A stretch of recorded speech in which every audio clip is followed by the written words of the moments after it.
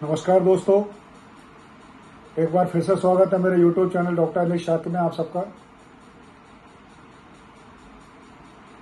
अभी तक जो जानकारियां मैंने आपके साथ शेयर की हैं, उम्मीद करता हूं उसका लाभ कहीं ना कहीं आपके शिशु को प्राप्त हो रहा होगा और आगे भी प्राप्त होता रहेगा। इसी क्रम में एक और जानकारी आपके साथ शेयर कर रहा हूं। नवजात में पीलिया होना, इसको हम नियोनेटल जॉन्डिस बोलते हैं या नियोनेटल हाइपर बिलिरुबिनिया भी कहते हैं। ये दो तरह का होता है, एक फिजियोलॉजिकल जॉन्डिस, एक पैथोलॉजिकल जॉन्डिस। जो फिजियोलॉजिकल जॉन्डिस होता है वो टर्म बच्चों में, यानी कि जो बच्चे 38 वीक की प्रेगनेंसी कंप्लीट करके डिलीवर होते हैं और जिनका वजन 2.5 किलो से ऊपर होता है, इनको हम टर्म बच्चे कहते हैं।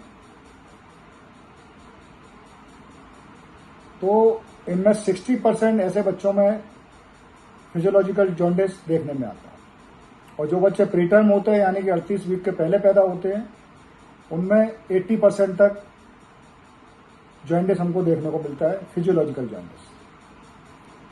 पैथोलॉजिकल जॉन्डिस जो होता है वो 5% केसेस में देखने को मिलता है। इनमें डिफरेंस ये होता है कि फिजियोलॉजिकल जॉन्डिस होता है वो लगभग 72 घंटे में बच्चे के शरीर में देखने में आता है, फिर धीरे धीरे बढ़ना शुरू होता है। तो 5 से 7 दिन में वो पीक पर पहुंचता है और 8वें दिन से फिर नीचे डाउनफॉल होना शुरू होता है और धीरे धीरे 15 दिन की आयु होते होते पूरी तरह खत्म हो जाता है, जिसमें हमको बहुत ज़्यादा कुछ नहीं करना होता है। अगर बच्चा हमारा एक्टिव है, हेल्दी है, दूध पी रहा है, तो सनलाइट एक्सपोजर हमको 1.5 से 2 घंटे का डेली देना होता है। सनलाइट एक्सपोजर में भी अर्ली मॉर्निंग की जो धूप रहती है वो हमको देना होती है, दिखाना होती है बच्चे को, पूरा नेकेड करके दिखाइए। तो उससे फोटो आइसोमराइजेशन के द्वारा पीलिया कम होना शुरू होता है और एक्सक्रीट होकर के यूरिन के द्वारा बाहर निकल जाता है। अगर पीलिया की मात्रा ज़्यादा हो रही है तो बच्चे को हमको फोटोथेरेपी पे ले जाना होता है, जिसके लिए आपको अपने चाइल्ड स्पेशलिस्ट से सलाह लेनी होती है, उनसे कंसल्ट करना होता है। वो आपको गाइड करते हैं कि फोटोथेरेपी कब और कितने दिन के लिए दी जाना चाहिए। उसके लिए एक रफ आइडिया मैं आपको दे रहा हूं कि अगर आपके बच्चे का वजन 1 किलो से कम है और बच्चा आपका हेल्दी है तो 5 से 7 मिलीग्राम पर डेसीलीटर अगर बिलिरुबिन उसमें पाया जाता है इन्वेस्टिगेट कराने पर, तो हमको उसको फोटोथेरेपी की रिक्वायरमेंट रहती है।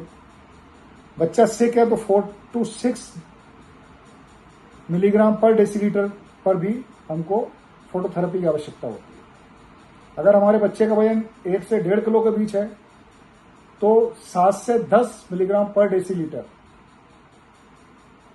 बिलिरुबिन पाया जाता है, तो वहां हमको फोटोथेरेपी की आवश्यकता होती है। और अगर वही बच्चा सिक है तो 6 से 8 मिलीग्राम पर डेसीलीटर पे भी हमको फोटोथेरेपी की आवश्यकता होती है। 1.5 से 2 किलो का अगर बच्चा है तो 10 से 12 मिलीग्राम पर डेसीलीटर हेल्दी बच्चे के लिए, सिक बच्चे के लिए 8 से 10 मिलीग्राम पर डेसीलीटर बिलिरुबिन होना जरूरी है। और 2 से 2.5 केजी का अगर बच्चा है या 2.5 केजी के अबव है तो 12 से 15 मिलीग्राम पर डेसीलीटर अगर बिलिरुबिन पाया जा रहा है तो वहां हमको फोटोथेरेपी की आवश्यकता होती है। और सिक बेबी है तो 10 से 12 मिलीग्राम पर डेसीलीटर पर आवश्यकता होती है।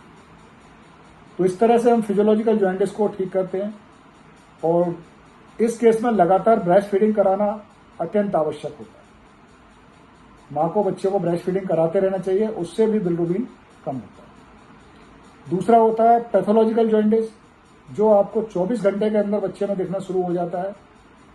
उसके लिए जो जरूरी है वो हमको कारण जानना जरूरी है कि पैथोलॉजिकल जॉन्डिस किस कारण से आया है।